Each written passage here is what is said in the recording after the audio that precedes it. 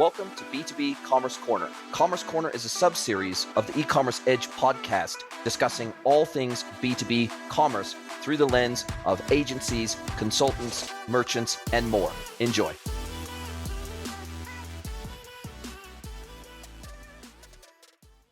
Hello, everybody, and welcome to another episode of the pod. I've got an amazing guest to introduce you guys to today. I have been trying to get this lovely lady onto the pod, I think, for over a year at least, maybe even a little bit more than that. I think it was at B2B Online Chicago last year that I started trying to get you on the pod, and we could never make our schedules work. And oddly, now as we come down the final stretch before Christmas, we were able to make this work. So Sam Schwartz, it's so cool to have you along for the ride today. Thank you for joining me. Yeah, I'm happy to. I'm looking forward to a great conversation with you, Jason. Me as well. And look, you are an absolute weapon in the B2B, digital B2B e-commerce space. You have cut your teeth on some of the biggest, most well-known distribution brands on the planet, from a MasterCard to Zorro. You also worked at ISN, Integrated Supply Network. You worked at Jensen Precast, and you are now at Midland Industries. This B2B thing is in your blood, it feels like. How the heck did that happen? That's a great question. Yeah, it's funny because I have been doing it for a long time and I keep coming back to it. It's a choice that I make and it's very conscious every time I do it. Every time I know that it's ready for a change, I'm like, should I move? Should I do something differently? Should I look for a new opportunity in a different vertical or a different industry? And then the answer is always no. But as far as how I got into it, honestly, it happened on accident a little bit. I was way back when, I think it was 2008, 2009. I was looking for a new opportunity. I was in a space that I wasn't terribly happy. It was not industrial B2B distribution. And I got a recruiting email from McMaster-Carr. And at the time, it was really early in my career. I had no idea who they were. And it sounded interesting. And I took an interview. And it wasn't something I thought that I would have forever, but I learned more and started to realize that there was something here that I enjoyed and processes that I found meaningful. Of course, it was a surprise, but that was even a good example of, I was like, okay, I think I'm ready to move on. And I was like, I'm going to get out of this industrial space. And then I didn't. So it's a place where it really does feel like home. I'm always learning something and I'm always able to take what I've learned, even if it was 15 years ago, and build on that everywhere I go, almost on a daily basis. So I guess it's an addiction.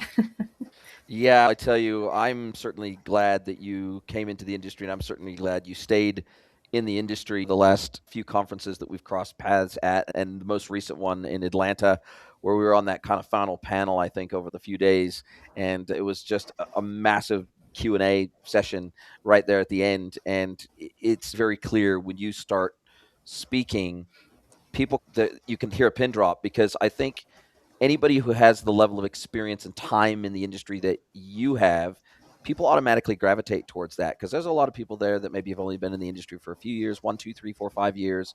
They still feel like a fish out of water, especially if they've come from the B2C or D2C e-commerce world. They maybe struggle to make that transition into the B2B world, where it's all about relationships. It's all about the sales reps and empowering sales reps. And it's all about, you move from a situation where you're trying to entice buyers to buy, to shop, to you're trying to inspire and create an aspirational experience for customers in the B2C and D2C world. In the B2B world, there's jobs to be done, and you're trying to help customers get their jobs done fast and efficiently. And oftentimes we measure success in the B2B e-commerce world by how little time people spend on our site to get their job done, versus in the B2C and D2C world, we oftentimes measure engagement by how long they spend on our site. How long can we keep them there? Can we drive them to another category page? Can we drive them to another PDP? Can we drive them to an accessories page? Can we upsell? Can we cross-sell? Retention is a really big thing in the B2C and D2C world. And we know that the data shows that for most retail brands, a 20% customer retention rate is very high. Whereas in the B2B world, an 80, 90, 95% retention rate is the norm and it's expected, right? Because we have these long-term relationships. I don't think I'm sure you'll correct me if I'm wrong, you didn't have that conflicting mindset because you didn't come from the retail e-commerce world. You started your digital career in B2B, right? So you didn't have to unlearn a bunch of things from the B2C and DTC world to do B2B well. Yeah, that is true. Although I will say, I'll add a couple things. So when I was first starting out in my career, really the only data that was available was B2C data. When you're starting to think about benchmarks, especially when you're new in your career or your B2B is famously like 20 years behind everything. We really had to look at was benchmarks for B2C and retail and what is the Gap doing or that kind of thing. And so we were trying desperately to also find any data that we could find on what's Amazon doing, which is its own rabbit hole. But that's really what we had to compare with. If you were working for a company that's technically B2B, but your conversion rate is 2.5%. And what you're looking at is retail data where their conversion rate might be 1% or 1.15%. You could look at yourself and say, oh, wow, my 2.5% is excellent. But as time goes on and more companies that are in this business space start to come into digital, I worked for one company, our conversion rate was about 3.5%. The very next company I worked for, our conversion rate was 8% because it was more traditionally B2B. We had a sales team. We had people asking for quotes, all of this stuff that maybe we didn't have necessarily at the place I was working at before. Taking a look at that was stunning. So you're still learning, right? What does good look like? So yes, even though I didn't really come from the B2C space, in a lot of ways, that's where we had to learn because there's nothing else out there. Nobody was sharing data like that. And even today, I think a lot of B2Bs still play their cards close to their chest, and that's one of the things I really respect about you is your willingness to be open, your willingness to share, your willingness to, like, warts and all. Okay, this is working for us. This didn't work so well for us. And it was so interesting when we talked about in that final Q&A in Atlanta, and that lovely woman stood up and she's like, how do you guys prioritize your digital projects, and how do you get funding for these digital projects? How do you get buy-in internally for these digital projects? What's your decision making framework around these things? And I think your willingness to share and say, look, we have a framework, but there's no such thing as a perfect framework, but this is what we try to work to, and this is how we try to collectively agree on what should be done from a digital perspective. Obviously, we've got to keep the lights on no matter what, but beyond that, major projects, we have to come together and we have to have an agreed upon way of prioritizing major projects and getting them funded internally in the business. And as I listened to you speak, I was thinking, wow, go back even 5 years ago, and we probably wouldn't have been having this discussion from the stage. And I've seen for a retailer, it's funny because for the first half of my career, I was really focused heavily on digital retail. And then for the latter half of my career, I've been heavily focused on B2B. And it's such a stark difference because when you go to retail e-commerce conferences or you go to NRF or you go to Shop Talk or whatever it is, those retail brands can't wait to get onto stage and tell you everything about their brand and how amazing they are and all the cool stuff they're doing and the campaigns they've run and the technology they've implemented. B2Bs are a lot more shy and they're a lot more closed book, and they treat their catalog and they treat their pricing and they treat their ranging and they treat their sell-through and they treat their performance very much as commercially sensitive data and stuff that they are not really that keen to open the kimono too much about. And it's just a totally different mentality in the B2B world. And I think, and I'd love your take on this, I think it's because historically B2Bs that were massively successful, whether that be manufacturing or distribution, it was based almost entirely on monopoly power. So a lot of B2Bs were founded, especially distribution, they were founded on the idea of, okay, I'm allocated a territory, or I'm allocated a region, or I'm allocated a country, or I've got a master distributorship. So for this range of products or for these brands, And so therefore they were going to get all the business that came their way from the various manufacturers that they were representing, carrying inventory for. And so they didn't really have to market well. They really didn't have to have a strong GTM play. Their salespeople didn't have to knock on too many doors because everyone was knocking on their door to try to create an account so that they could buy the products. Whereas today, now the market is totally wide open now in most instances. And most manufacturers don't appoint a sole distributor for a region. They allow their distributors to compete with each other to provide better service, better range holding, better pricing, all that sort of stuff. And so I just feel that the last 5 to 10 years has just broken open B2B in a way that I don't think any of us could have fully predicted. And that's been the tip of the spear on this breaking of the market has been digital. It's been digital first businesses. And I distinctly remember, this is going back years ago now, and I've told this story on the pod before. There's this multi-billion-dollar auto parts manufacturer based in, I think they were in Singapore, and they had multiple different business divisions, and they also operated in New Zealand. And at that time, I was still living in New Zealand, and they brought us in to help them out with their digital capabilities. But they had zero digital sales channels in the business at that time, despite being a multi-billion-dollar business.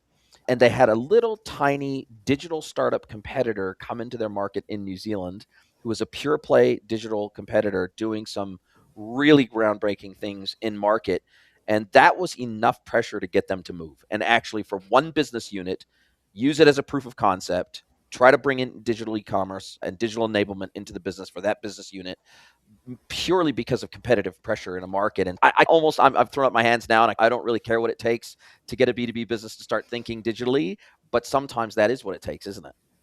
Yeah. When I think about ecom and going digital, like there's two things that really stand out to me that you have to be willing to weigh into if you're going to be successful. And one of them is transparency. Like, this is the internet. You can find whatever you want on the internet. Now we have, right, ChatGPT and Gemini and Cloud and all of this other stuff that has taken that transparency like times 100. Not only can you find anything, you could find anything you wanted on Google, but now Yes. it can find literally anything, even stuff you aren't able to find yourself. It has so much access. And so if we think that customers don't want that type of transparency when they're doing something as simple as buying something, then I think we're kidding ourselves. So weighing into that transparency is actually, it is very hard.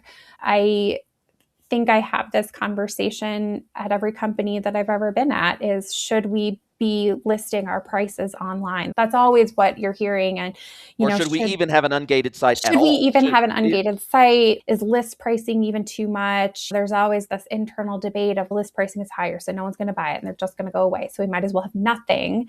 I might be in the minority. Sometimes it feels like I am, but the idea here is to get people in the mode, right? They're like, okay, I've seen this before. Or you could even give a range if you wanted to. You could say like, this costs anywhere between $1 and $2. Is that good? So you're really just trying to like catch folks' eye and let them know that, hey, you're willing to play ball. So I think transparency is one thing. And I think the other thing that successful digital companies weigh into is change. I think, unfortunately, we're still underestimating the amount of change that our customers or potential customers have gone through or are willing to go through. They're not in a bubble. They're not just sitting in their office, not looking at who else is out there and what else is doing. Everyone is seeing what's going on in the world, and we're all selfish, right? We want to go get our stuff faster and cheaper than anybody else. This is just the way that we are as shoppers, individual shoppers, but that's how business is too. You want to get your stuff fast and for a good price, and you want to you want to feel confident about it. And people are willing to make all sorts of different changes, and they don't necessarily care about the same things that they did 10 years ago or 5 years ago.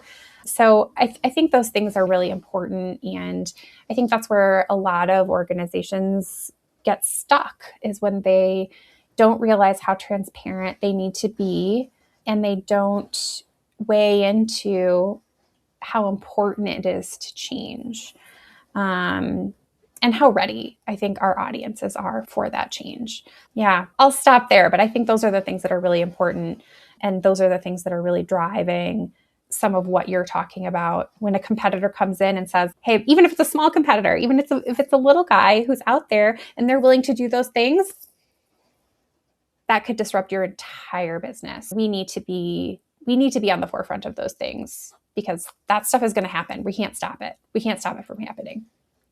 Yeah, it's like a rock rolling down the hill. Good luck getting in front of that thing. That's right. I think also some of the data shows Forrester famously at the end of 2024 put out a pretty significant research paper that showed over 71% of B2B buyers in the United States are now millennials or Gen Zs. And so the buying demographic has changed radically in the last 5 years. It's aged down dramatically. There's more diversity, there's more women, there's more everything on the buy side. And it feels like the sell side maybe hasn't adapted quite as fast. So there's still a lot of old school thinking on the sell side. There's still a lot of tenured 20, 30, 40-year-old salespeople in their verticals that know everything about everything in their business. And when I'm brought in, for example, and I'd love to hear how you've dealt with this inside the businesses where you've been the leader of digital and been the major flag bearer for digital in the business. When I first come in, and let's say I'm brought in by a leadership team to talk to them about digital capabilities and what they need to do to move from being a digital laggard or digital nothing to a digital leader, or at least not a laggard anymore. If they could at least be middle of the pack and offer some sort of a solution that is digital first, and even if they offered a digital services layer to the customers that already buy through EDI or punch out, and so they don't want to use self-service e-com, but they want other digital self-service tooling in their hands, from digital quote requests, digital returns to everything else. When I first come in, I'm oftentimes considered by the sales team the devil, right? I'm the person that's there to pick their pocket. I'm the person that's there to replace them with the robots. I'm the guy that's there to cut costs for the business, potentially even shrink the sales team because we now don't need as many salespeople. That's the view that most salespeople have when I first come in. Now, usually give me 10 or 15 minutes with the sales team and I'll leave being their best friend, because I'm a massive advocate for sales teams, especially in the B2B world, because building personal relationships is how business gets done. It's how business originates in the B2B world in most instances. Pure digital customer acquisition is still not that much of a thing in B2B yet. It's coming, and it's certainly discovery is becoming more normalized, and ungated experiences and the long tail in Google and ChatGPT is becoming normalized. But there's still that human element in B2B that's not going to go away for a very long time. So I'm a massive advocate for helping salespeople not have to do the shit that they hate doing. So they don't like admin, and I don't like admin. And so I tell them, look, I am here to give you superpowers, not to replace you. But what I am here to do is to take away all the crap that you hate doing that doesn't make you any more commission. I'm here to take that crap away. And I'm here to take that crap away for your customer too. And so if we can reduce the friction involved in the transaction, I'm going to fight for you every single day and twice on Sundays, because what I want to do is I want to free you up to knock on more doors. I want to free you up to land and expand and bring more products in that your customers want to buy. I want to free up more time for you to have conversations instead of being on site taking orders on your iPad from the customer. Like I want to give you digital superpowers. And so how have you dealt with internal resistance to digital tooling in the businesses that you've been working in? Yeah. So every team is different.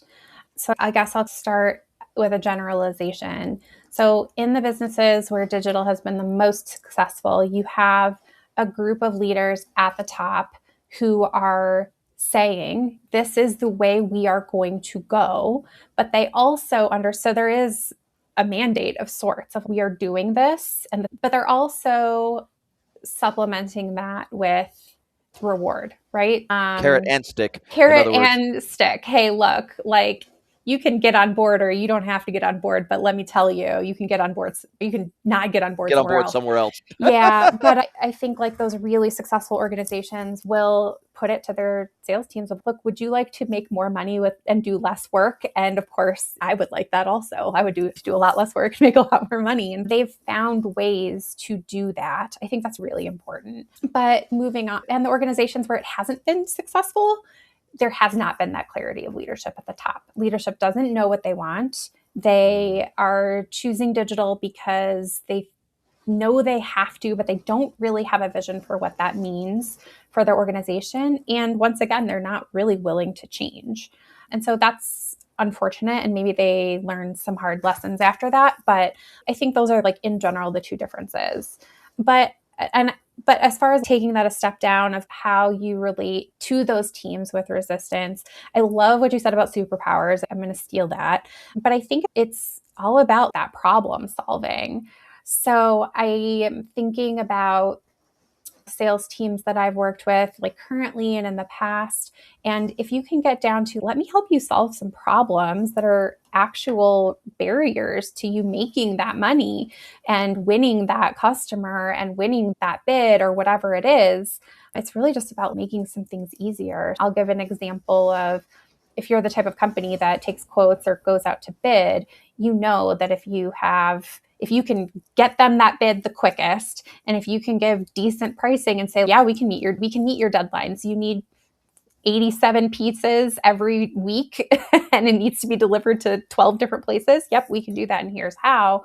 The quicker you can get that correct information to them, the more likely it is that you're going to win that bid or win over that opportunity. And I've worked with a team before where in some cases, those really large bids were taking them days and days to get back to the customer. And sometimes it was because the customer didn't have an exact product that they just knew, hey, I'm going to describe this thing, right? It's probably this big. I have to put it 8 feet underground. Oh, by the way, they have earthquakes here and I need 18 of them, whatever it is, Yeah. right? Yeah. And in those cases, if you can help the sales team come up with a quicker way to do that. Now, whether that's like better cross-referencing tools or helping them clean up their data in some way, or just creating a better process or whatever it is, those things that helps them win. It helps them make more money. It helps them get their bonus or their spiff or whatever it is. So like looking for those things that benefit both. For me, that benefits me because it helps them say, oh, this is the real value of digital. And for them, it helps them because they're winning. And honestly, we're all just here to be winning, right? If they make more money, then that's always good for the rest of the company. It'll be too. easier to get them on side, isn't it, if you're putting more money in their back pocket? Totally. But yeah, I really do think it's about solving problems and reducing friction. And I think the other thing that I've seen that's really important, and this kind of falls back into leadership team alignment, is, do we all understand what we're here for? And it is the customer. So if you have a leadership team who is focused on, this is what we're doing for the customer, or this is what the customer needs, and we all have to be pointed in that direction, then it also becomes a whole lot easier to align with the sales team because they're so focused on what the customer needs and how they can get it to them. The sales team or customer service team I've worked with is notorious for saying, I don't care how we get it done, but we're going to get it done for that customer. And they do, orienting in that way to do those things, but with less friction, right? I've definitely seen people like stay up until 3 a.m. to get what their customer needs, which I'm like, good luck, good on you. But I like burning to candle at both ends. It's not a sustainable approach. It's not. And so if we can find ways for them to not do that, again, let's do less work and make more money is always a nice little benefit. Let's talk a little bit about channel mix and the B2B world and channel mix. Famously, we know that B2B just out of the box is going to be more complex in some respects in many respects than B2C and D2C, because we don't have just one channel, which is self-service ecom, but we've got punch out, we've got EDI, we have e-procurement systems and modules. We have all these different digital channels. And I had Jeremy from Reinders on the pod recently, and he said, look, we already offered self-service e-commerce, EDI, and punch out to our customers digitally. But then we had some customers that came to us and they said, look, we've got our own internal systems that have been custom built in many instances. We've got our own iPaaS system. We've got our own everything. We would like to just connect to your system so that we can push orders to you, not via EDI, not via punch out, but by our custom system.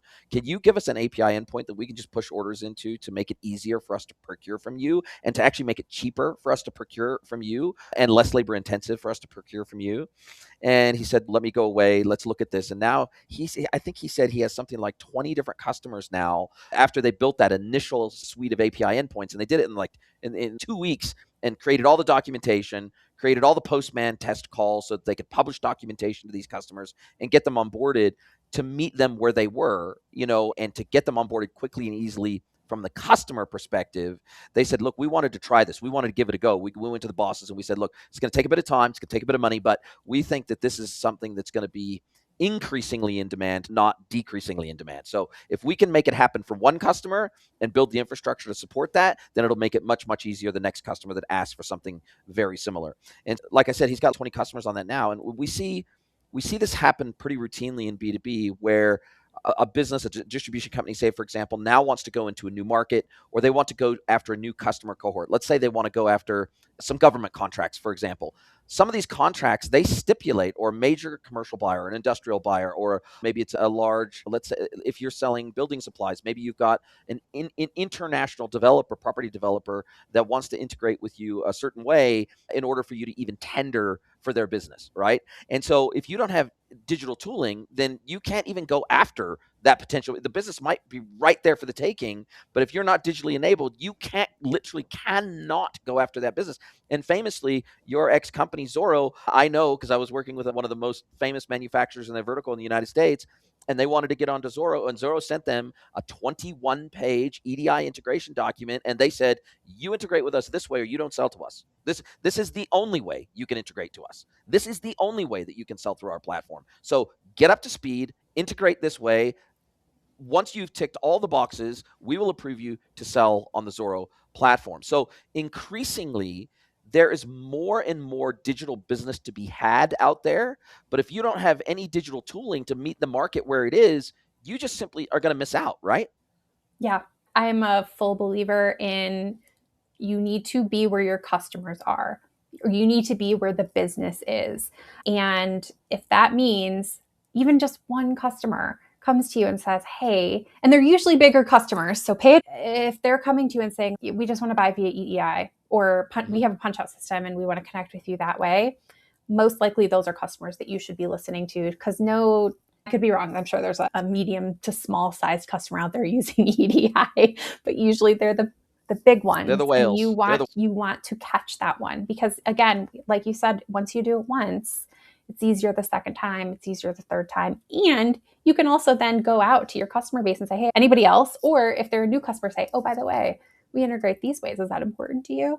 So I really do think it opens up business. I feel like the same logic can also be used on, hey, should I advertise? Should I do product advertisements on Google? Should I get on marketplaces? Should I, et cetera, et cetera, et cetera? Should I make sure that my product data is structured for OpenAI or whatever it is? The answer is, are your customers there? Are there potential customers there? And the answer is probably you need to go figure that out, or at least test it. So I think it is really important to transact the way your customers want to transact. And it goes the other way too. I think it's like, hey, do you want people to market your products more? Maybe you should send them a product feed. Maybe you should give them real-time inventory. Do you want them to buy more or be more loyal? Maybe you should be sending them tracking numbers or order updates or whatever. It seems very simple, but at the same time, it's one of those things that gets lost in the back burner a lot of times.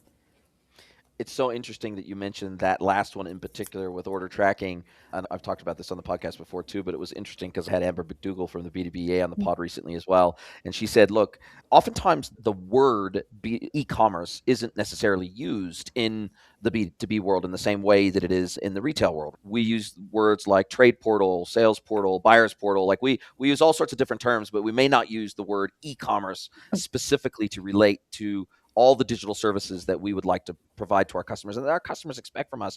It's so interesting. I was doing some customer interviews on behalf of a major distributor in their vertical, and they were looking at a brand new greenfields e-commerce project. They had never offered e-commerce before, so this was going to be their very first e-commerce offering. They did a little bit of EDI, but that was the only sales automation that they had in the business, and everything else was manual. And they're like an 85-year-old distribution company. And it was interesting when I sat down with a couple of their customers, and I said, look, they're considering doing e-commerce, and would that be of interest to you? Do you think that would be beneficial to you? Do you think you would use a portal if we could provide it to you? What types of services would you like to see through that portal? And it was so interesting because one of the customers I interviewed said, actually, that's not really that interesting. Bob or Jane or whoever it was, their account manager was, they really look after us. They really treat us really well. And so I don't think we'd probably necessarily transact through that website. But I tell you what you could do. For the 15 years we've been doing business with the supplier, we've never known when an order was going to arrive at our receiving dock. And he said, that's a major problem. Unless we called our account manager and said, when is this order going to arrive? We just never know. Because we order like 20 and 40-foot containers worth of product from the supplier, that when it arrives and we're not aware it's coming, it ties up a slot on our receiving dock, sometimes for multiple days before we can have a receiving team, a devanning team, a put away team. Until we can do that, not only is it tying up space, but we can't sell it because it's not actually in our warehouse available for our customers to buy. So if you could make an electronic way for us to get updated when an order ships, and within, you don't even have to, even if you just gave us a range of days, you don't have to tell us the exact day it's going to arrive. If you could give us a range of days when this thing is going to arrive, then I could manage my warehouse team so much better and so much more efficiently. And we'd actually sell more, and we'd sell it faster because it would get into our shelves faster and it would get into our customers' hands faster. So, yeah, sometimes the flashy things seem like the things we should be doing, but sometimes, like, tracking feels like a table stakes thing, but it's so hard in the B2B world because oftentimes we're getting them from multiple locations and we're getting them from multiple suppliers, and there's different modes of transport. There's sea, there's air, there's LTL, there's FOB, there's in B2B. And then in some instances, in some verticals, the customer wants to be able to tell you on a 500 line order when they want different SKUs from that order to arrive at their different locations. Let's again go back to building supplies. On a building site, they may want these SKUs to arrive on this date, these SKUs to arrive on this date, because that's where they're at in their project. And so they want, I guess it comes down to control, and the customer oftentimes wants a lot more control than you give them in the way that they buy through you and how they buy through you and how you deliver services to them. And I just feel like sometimes, and it's so funny, I had a potential customer come to me recently, and they said, look, we don't do e-commerce today, but can we skip e-commerce? Because it feels like this whole new AI thing, this agentic commerce thing is going to become a thing. So can we like just skip over e-commerce and go straight to this agentic commerce thing? Could we do that? Is that an option for us? And it's, well, okay, let's back up a little bit here. Let's crawl, walk, run. There's some basic digital tooling you have to have in place first, which also is composed of a self-service e-commerce solution. And so you got to walk people back from the edge a little bit and say, look, I realize you probably missed the mobile revolution and you don't want to miss the AI revolution. I get that. But it sometimes is about the simplest of things that the customer actually wants, not the big flashy things that will make them happy. Yeah, that's interesting that you bring up the concept of like control and giving customers control, because one of the things that I've noticed is if you aren't doing the right things, just tell them when their order is going to arrive, or give them some sort of, hey, this ships in 3 days, or whatever it is. If you're not giving them the information that they're actually looking for, they're going to latch on to other ways that make them feel in control of that transaction. And so like then it becomes this kind of convoluted mess of, look, I need all this other stuff from you. I need you, whatever, fill out this spreadsheet for me every week, or which I've seen that happen, is like you have talented, tenured outside salesperson spending their time filling out spreadsheets that they're sending it back and forth because we haven't built the capability to just give them the information that they need, things like that. Or they get really obsessed about, where is the inventory? Is it in California? DC1, is DC3. it, yeah. And so they get really obsessed over this kind of information, when really all they want is, look, if I order 87 of these today, I keep using that number. If I order 87 of these today, are you going to get all 87 to me by the end of the week, or what? And so I think that customers are really looking for that. And if we don't do those things, like give them the right level of transparency and change with them, that's all we're going to be doing, is fighting for that control, which is not really what you want to be doing with your customer. You want to be partnering with them. And so it is interesting that you use that word, because I feel like that is one of the major, we don't think about it as a friction point. We think of friction points as, can they check out, or did someone answer the phone, or whatever it is. But it's really just, who gets to have the control in this relationship? And that's not really what it's all about. You want to make them feel like they have control over that transaction or over that interaction, for sure. But it's done by giving them the information that they need when they need it. So not any of these other things that we try to do. I think it's so sexy. Yeah. If we're giving up transparency, and we're giving up our ability to evolve to serve these customers, and we're probably not serving them in the right ways. And it can be a case of lost margin too, because I've seen another situation where a customer came to me and they said, look, we are now, because we don't offer self-service e-com, we are now, for example, in most instances, if they're not offering self-service, then they're probably not doing EDI and they're probably not doing punch out either in Mm-hmm. most instances. And they said, look, we have some customers coming to us saying, look, either you offer us digital tooling to Mm-hmm. automate our purchasing process with you, or one of two things is going to happen. We're either going to find a supplier that can, or you will be giving us an additional discount off of our price list to cover the 1, 2, 3% of additional procurement costs that we have doing business with you versus some other players in the market that allow us to automate our purchasing process with Mm. them. And so it creates margin pressure too if you cannot serve customers in the way they want to be served. And so therefore you force them to conform to the way you want to do business. That oftentimes has a cost to the customer of doing business your way. Yeah. And so sometimes they'll beat you over the head with that leverage and they say, fine, we'll do business your way, but you're going to cover the cost of us doing business that way. And I feel like if you can grease those wheels a little bit and you can take away every excuse for the customer to either not do business with you or every excuse to ask for a discount, if you can take that away and you're servicing them at such a ridiculously high level that they just wouldn't dream of going anywhere else, regardless of if they could get it 2% cheaper or 5% cheaper somewhere else, they're going to continue doing business with you because it's so easy, it's so seamless, and it's so enjoyable. It's actually a pleasurable experience. Or you offer a unique value add that nobody else in your industry does. I was working with a fabric distributor down in the ANZ region, and they said they're a third generation family owned distribution company. The grandson of the founder is now running the company as the CEO. And he said, Jason, he said, we don't discount ever. We do not discount. And he said, you know why? We offer 120 days free credit to all of our wholesale customers. Wow. And he said, that's the most important thing in our industry because our customers buy our product.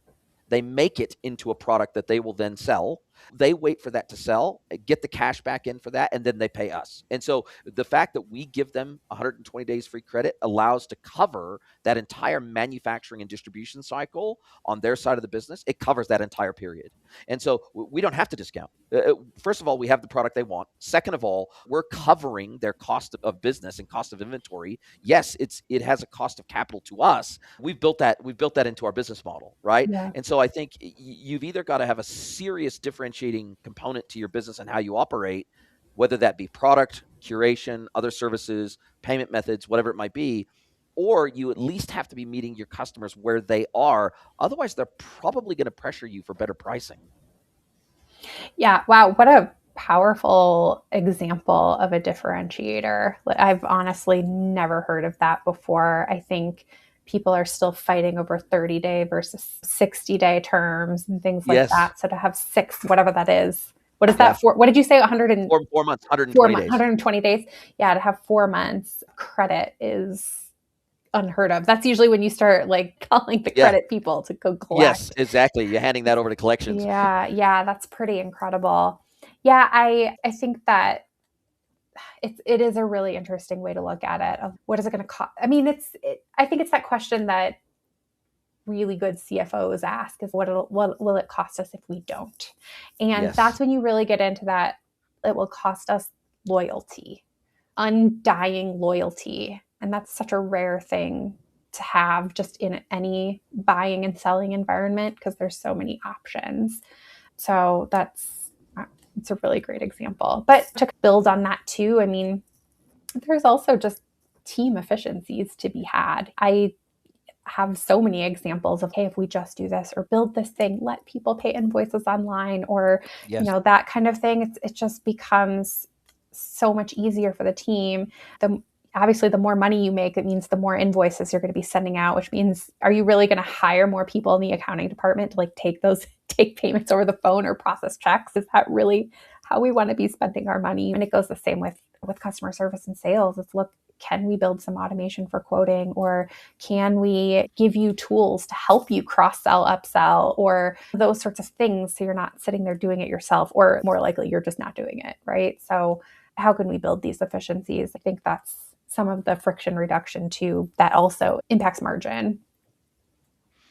Yeah, and it's so interesting that AI keeps coming up in these conversations, and Nick Pericles Mm. famously done an amazing job at making it feel more accessible to distribution companies out there in the world. But one of the areas where I've seen some super practical AI come into the B2B world, and I'd love your take on this, of where you're at on your AI journey as a business and where you see this taking us. I feel like AI for B2B, I think it could pretty quickly turn into EDI 2.0. That's where it feels like Mm. it's headed, in the sense Mhm. of we have all these comms channels in B2B: email, WhatsApp, Slack, Teams, SMS, right? And famously, there's a lot of customers that would prefer to deal with their account manager via, say, a WhatsApp message or an SMS message or an email. Oh, hey, Bob, I've attached this PO to the email. Hey, could you get this into the system and get the order on the way to us, or send it to the customer service team and get it inputted to the ERP and get it on the way for us? Or, oh, I'm going to handwrite this order down on a post-it note, take a photo of that and send it off to my account manager. Hey, Bob, can you get this? Can you get this on the way for me? And with platforms now, Go Motivate, and there's some B2B e-commerce platforms, famously, or I think they call theirs the AI sales agent, I think is what they call it. But there's a few e-commerce platforms out there that are slowly turning these formerly communication only channels into effectively headless commerce channels for B2B. And AI, because it's multimodal, it can grab a PDF of a PO, it can grab a spreadsheet that's attached to a message, it can grab a photo that's attached to a message, it can interpret a quote request, it can expose headless search to these communication channels. So you can do an inventory check, you can do an MOQ check, you can do a price check, you can do all these things via these communication channels in an automated way that doesn't take the time of the sales rep anymore. So I think when we fuse the concepts of agentic commerce with multimodal AI, I think when we fuse those ideas together, now all of a sudden, I feel like B2B, because I've never been a big proponent of headless commerce. In most instances, I think it's a complete waste of money and it doesn't actually add any value to the customer. But for B2B, I think all of a sudden now AI is starting to really create an environment to bring a lot of value to the buyer and the seller in these comms channels, so that we can automate a lot of this busy work that account managers or customer service teams today have to receive these messages. They got to format the response. Maybe they even have to get a spec sheet pulled from a network drive or something like that, and send that back in a message as an attachment or something like that, or a material safety data sheet or whatever it might be. And so I feel like there's some real practical applications for AI in the B2B world now that has me super excited. It's not pie in the sky stuff. It's like literally game changing stuff that we can implement today. Yeah, I agree. And so I at first you asked like where are we in our AI journey? And you mentioned a lot of stuff that are possibilities. So to answer that question first, so we're really experimenting with it to supplement some technology gaps.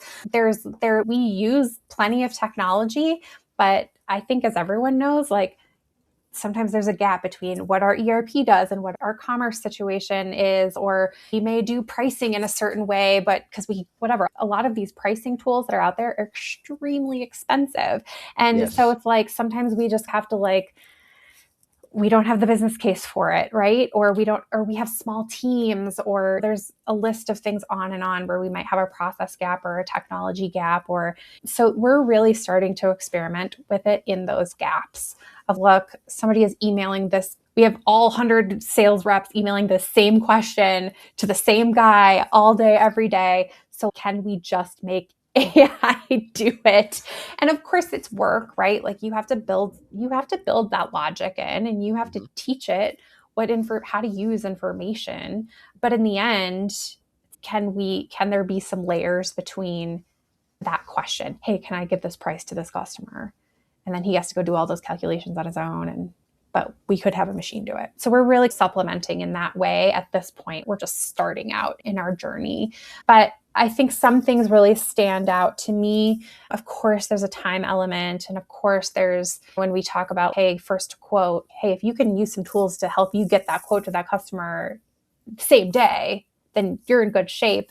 But I'm also thinking just about some of those other softer skills. So we are using a tool right now that it's not like telling the sales rep what to say to the customer, but it's giving them some options about what could we be suggesting for the relationship right now, and what could be we be suggesting for if we have some goals about expanding wallet share, or starting to expand what they're purchasing from us, or increasing their frequency, or things like that. Like, it's helping them with that messaging, which I think I'm definitely not trying to say anything about like generations or saying anything bad about anybody, but like I think there's just differences in the way that each generation is communicating and the way that each generation is comfortable communicating. And so to have that extra support is really important, because I feel like in the past there's just go figure it out, go get creative and tell these people to buy this stuff, or hey, we're pushing this month, or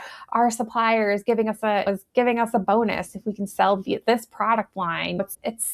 I'm not a salesperson, so that kind of communication is like very difficult for me. But having an example of what to say or how to go forth with it, I think is really helpful. And I think it's really helpful for sales folks who are new or trying to figure out the ropes, or who just haven't been doing it for 40 years. So Yeah. I think that's also a really important piece of this, is helping this very long, how do I get to be like a brand new salesperson to a very seasoned salesperson? I need tools. I need better tools than the generations before me had. And Excel. Yeah. Oh my gosh. Yes. So I think those things are really important as well. It just helps us be better at that human part of our job, as if we don't have to spend time gathering all this data or like doing all this crazy analysis or whatever. Instead, we get this real time feedback of here are some things we could suggest based on data or based on the type of customer or whatever, however you want to build that out, I think is really important. Makes us act smarter. Totally. And do you think there's a risk of AI in B2B businesses turning into just another form of shadow IT? And let me just give you a little bit of context around this. When we were in Melbourne for B2B Ecommerce World, there was an awesome duo on stage. One was the CEO, it's a big distribution company. One was the CEO, and then the woman who was the head of digital, who had been tasked with implementing all these cool digital things. She was heading up all of those, spearheading all of that, including the AI push. And they had a mandate literally from the board level down. We are going to be using AI in every way in the business we possibly can, as fast as we can. So they were empowered. She was empowered to explore how we could use AI to accelerate our digital tooling and digital capability. And one of the first things they ran into wasn't funding. It wasn't getting the board on board. It was something as simple as, okay, cool, but we're a Microsoft shop. So can we, and so the CEO was like, we want to try to only use Copilot, because we all have access throughout the whole company to Copilot. And the head of digital was like, but hang on a second, we've got some developers and they're telling me that Copilot is absolute shit for helping them get their job done better, faster, and more efficiently. They want to use ChatGPT or they want to use Claude. So what is the process? What is the governance around this? What are the guardrails that we have around this for getting AI approved, different types of tooling approved for different functions in the business, if it's not Copilot?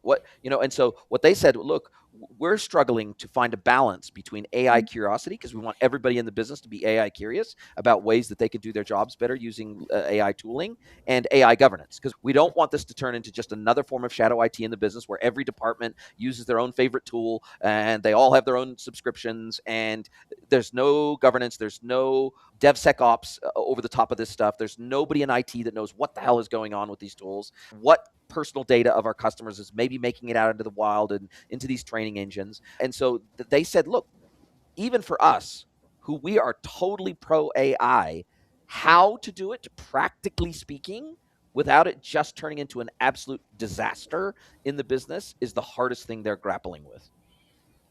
Yeah, I think there's actually two different answers to this question, depending on the size of your organization. Because when I think about larger organizations that I've been a part of, the only real way to find that balance is to have governance. It's the same thing with even just getting new software into your organization. You can't just have everyone go pick software and pay for it and do whatever they want with it. You do have to have a process. And it's the same thing with like security. It's the same thing with data governance. Like you have to. And so I think that is the ideal. And especially if you're a larger company, like this is something that you need to build into your process.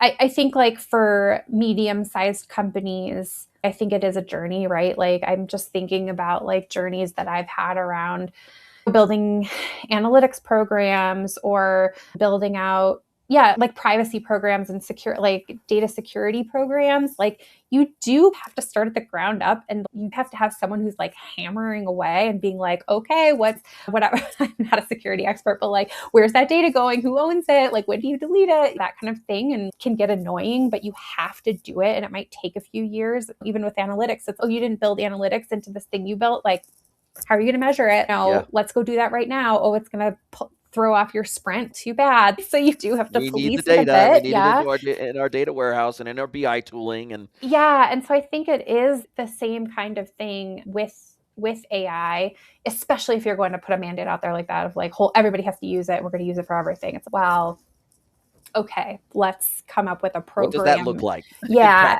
There needs to be rules. There needs to be guardrails, and how many rules and guardrails really does depend on how many. Like, what else are you doing? Do you already have a security program? You have to loop those people in. It's the same thing as anything digital. It needs to be digital. What does it touch? Who needs to be involved and informed and all of this stuff? It's the same thing. I will say for a smaller company, I think it can be a lighter touch.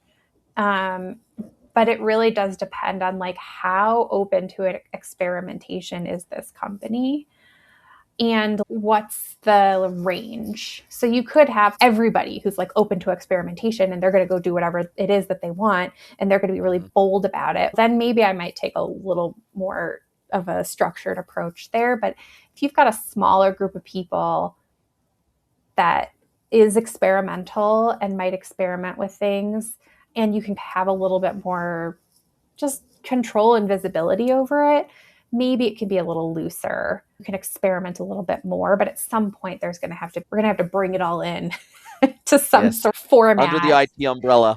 I think so. And I think there does have to be a pathway to that of, oh, hey, I used ChatGPT to do XYZ and I built this little app. Great. Unlovable. Yeah. If we really think that this is the way for us to go, then we do need to bring it in. So I think it depends on the size of the company, but at some point you have to have a program, even if it's just 3 people big, even if it's a few people, like it's got to be regulated. Yeah, because what I'm seeing is if you don't, and I was working with one of my clients who's an SI, and this particular SI was started up as a B2B specific SI, but they are a portco sitting underneath a much larger holdco that has many portcos underneath it, and they are just one of the professional services portcos sitting underneath the holdco.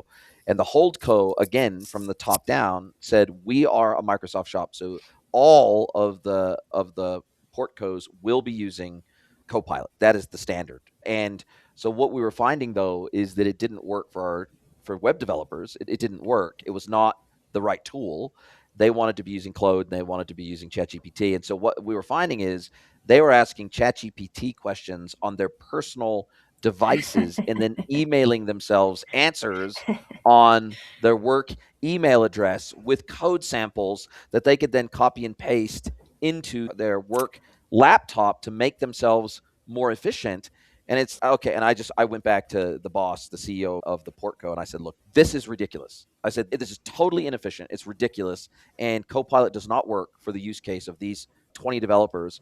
We have to have a framework with the Holdco where we could submit a custom request for custom permission within very tight parameters with very specific use cases of alternate AI technologies other than Copilot. Otherwise, you're going to fall behind your competitors before you even get off the ground. I say, because your competitors are all using this tooling. They're all becoming more efficient with this tooling. I said, so if you don't want to fall behind real fast, we're going to have to figure this out because this is not working for the team. Yeah. And so I was there to advocate on behalf of the team and push this up the ladder and say, look, this is ridiculous. This is totally insane that they can't get a hold of standard what are emerging as very Mhm. standard development tools, developer assistance tools in the marketplace, testing AI assistance, all that sort of stuff. Like, this is all out there now. And so if we're not using it, our competitors are. I can guarantee you that. And so sometimes it does take a little bit of a hard push to say, look, it's all great to have governance, but if there's zero flexibility in that governance, then that's probably not going to work either. Yeah. And I think it's also just a really great example of like when, if we say we're a Microsoft shop, why is that? Is it because we have a great deal on a Yes. Microsoft suite, or is it because this is really what we think is going to take us into the future? And usually it's because we're a holding we're a holding company, we got a really great deal because we have so many Yes. people using it. So I think that happens a lot with technology. I can't, so many companies that I've been involved in, I don't know, it's Microsoft, just try to use that. And then everyone's trying to do weird stuff with SharePoint. And you're like, okay, This it doesn't work. doesn't work. Well, yeah, but it's amazing how hard people will fight to keep Excel in a business. So Oh, I've seen it go the other way too. I've seen I'll stick up for CFOs and Excel, but you can buy that all by itself.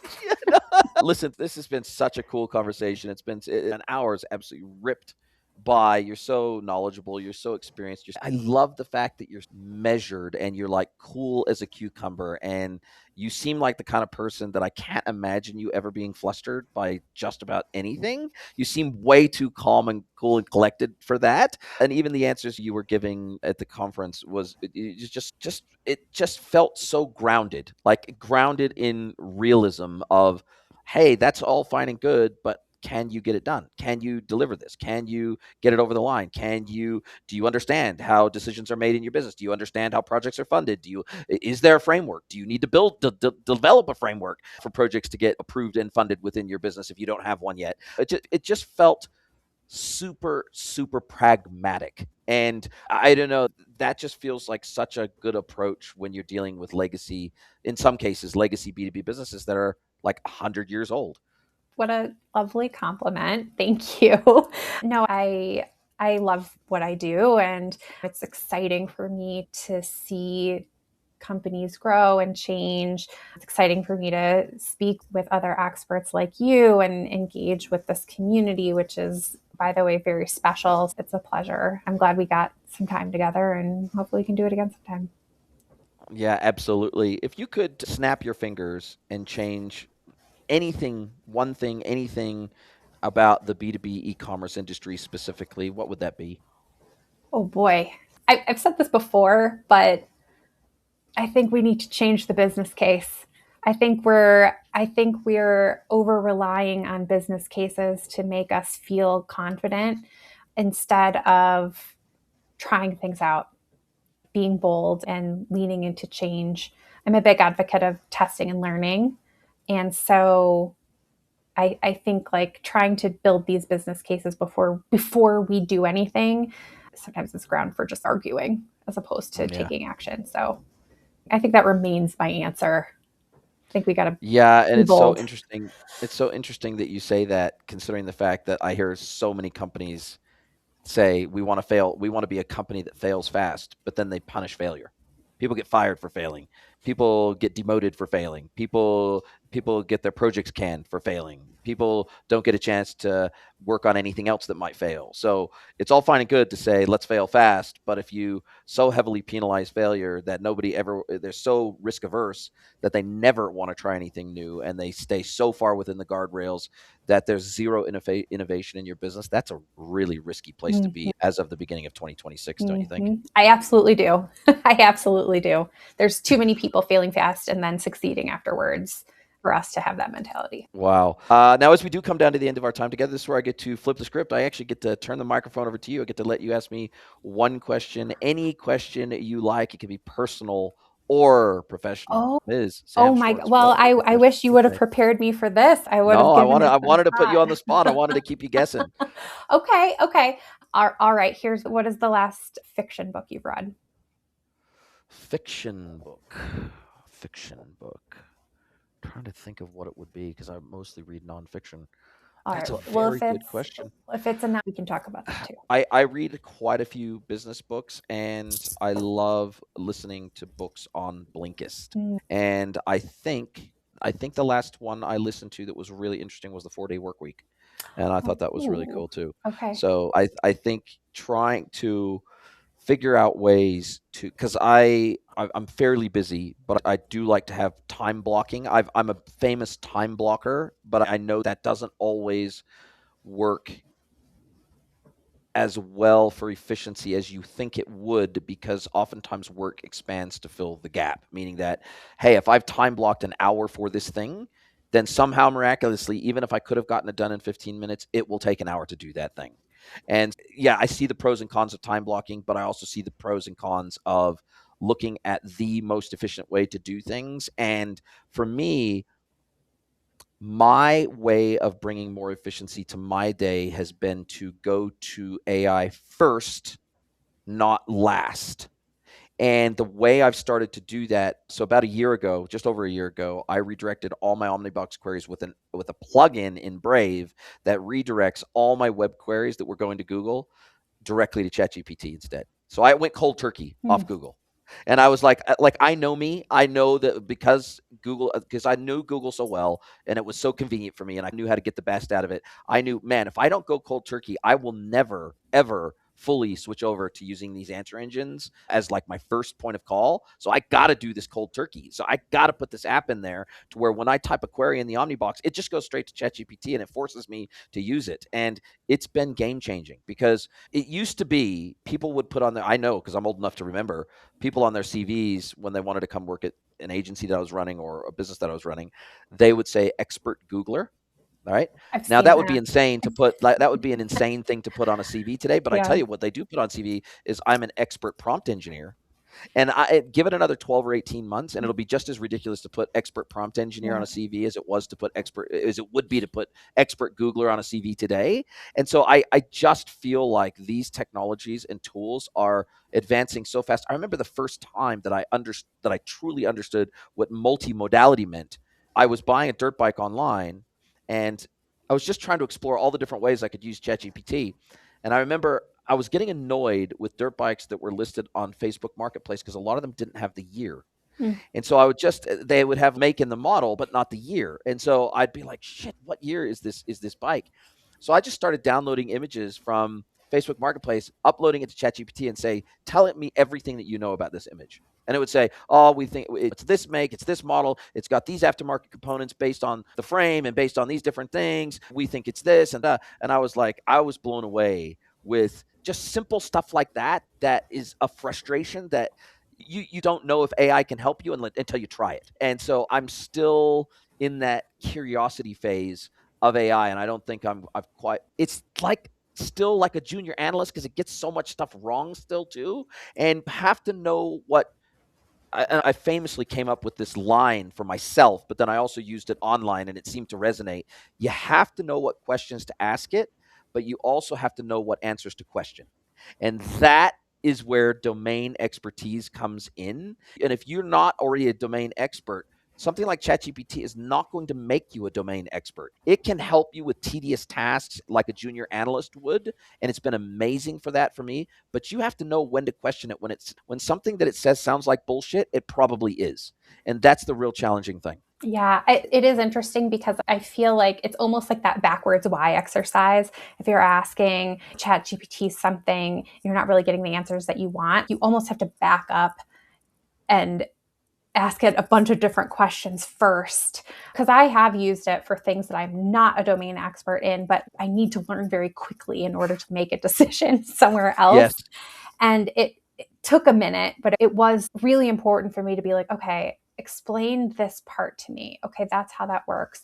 Okay, so if that's true, it was about like AI apps, which I am learning about, but I'm nowhere near an expert. And so I was like, okay, what do I have to know? Like, what do I have to know about privacy? What do I have to know about ownership? Like, all of this sort of stuff, something that would probably take me like a year to learn, like in the Otherwise, wild. yeah. Yeah, I was like, okay, but it was really that backwards why exercise of like, why am I not getting the answer I want? Okay, I have to ask a different question to to get there.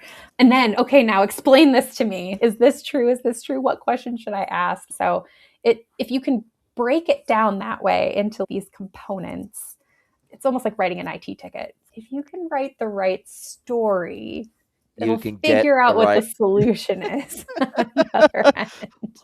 I love that. I love that so much. Best way to get a hold of you, I'll drop a link to your LinkedIn profile Yeah. in the show notes. Is that the best way to get a hold of you and have you It on? is the best way to get a hold of me. Yeah, I don't have a website or anything. I'm just out here on LinkedIn Killing it, crushing it. And answering coming to people's conferences. comments.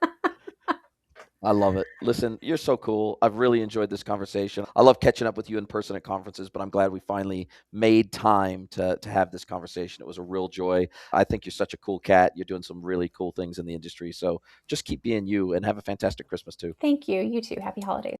Are you a B2B or D2C e-commerce merchant? Then head over to greenwoodconsulting.net to learn how we can help you scale your business.